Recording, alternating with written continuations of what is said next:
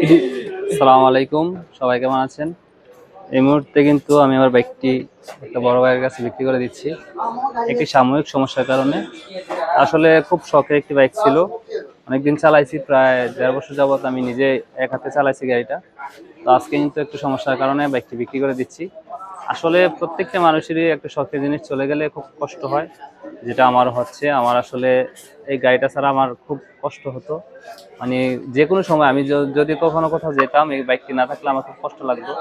তো এই মুহূর্তে কিন্তু আমি আসলে খুব খারাপ একটি সমস্যা যাচ্ছি, যার কারণে আমি বাইকটি বিক্রি করতে যাচ্ছি।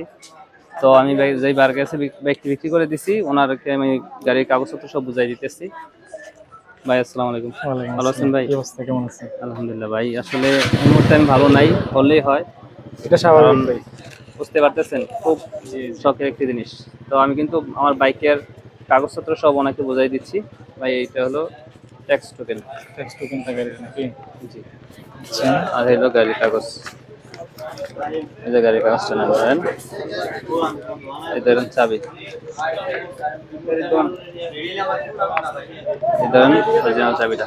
অরিজিনাল যে চাবিটা। পাইছেন? সবকিছু এই যে পাইছেন? হচ্ছে আপনার টাকাটা। আসসালামু আলাইকুম।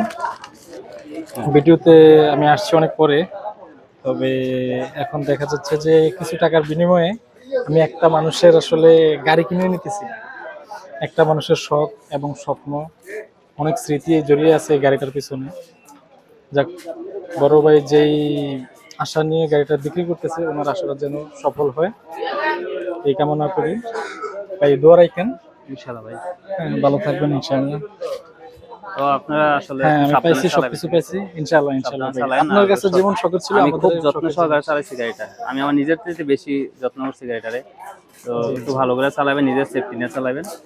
আসলে আসলে গাড়িটা বিক্রি করার উদ্দেশ্যই আমার একটু পারিবারিক সমস্যার কারণে বিক্রি করতেছি, একটু টাকার সমস্যা বুঝতে যার কারণে পারছি। বিক্রি করতেছি। তো খুব কষ্ট লাগতেছে, অনেক কান মানে বুক ফাইটটা যাইতেছে, কিন্তু পুরুষ মানুষ তো কান্না আসতেছে না। তো সবাই আমার জন্য দোয়া করবেন, আমি যাতে আবার একটি বাইক কিনতে পারি, আমি আমার শখটি পূরণ করতে পারি।